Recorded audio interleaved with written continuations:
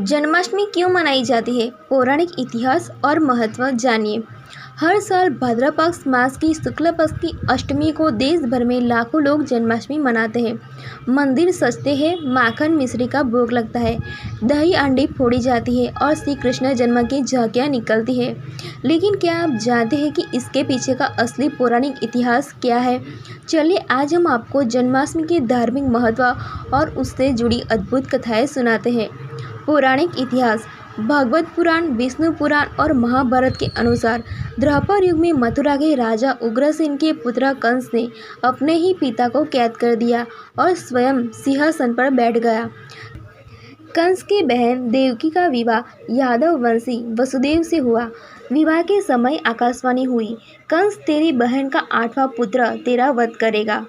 भयभीत कंस ने देवकी और वासुदेव को कारागार में डाल दिया और उनके पहले 6 बच्चों की निर्ममता से हत्या कर दी। 7वें गर्भ में बलराम का जन्म होना था, लेकिन योग माया ने गर्भ को रोहिणी माता के गर्भ में स्थानांतर कर दिया और बलराम गोकुल में जन्मे। 8वें पुत्र के रूप में श्री कृष्ण का जन्म भाद्रपद कृष्ण अष्टमी रोहिणी नक्षत्र की मध्य रात्रि में हुआ।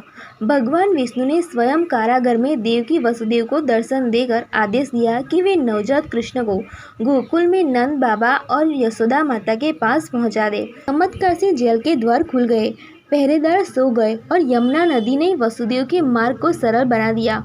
कृष्ण ने बड़े होकर कंस का वध किया और मथुरा को उसके अत्याचार से मुक्त कराया। जानिए इसका धार्मिक महत्व क्या है।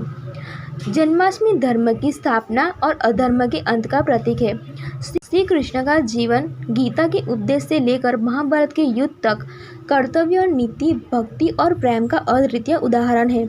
गीता में उन्होंने स्पष्ट कहा है, यदा यदा ही धर्मस्य ग्लानि भवति भारत, तब मैं अवतार लेकर धर्म की रक्षा करता हूँ। इस दिन उपवास, भजन और आधी रात को जन्मोत्सव मनाना श्री कृष्ण के प्रति भक्ति और आत्मा संयम का अभ्यास माना जाता है। और उसकी प्रमुख कथाएं क्या है? माखन चोरी की लीला। गोकुल में नन्हे कान्हा को माखन बहुत ही प्रिय था। वे अपने दोस्तों के साथ माखन की मटकी फोड़ते और सबको खिलाते थे।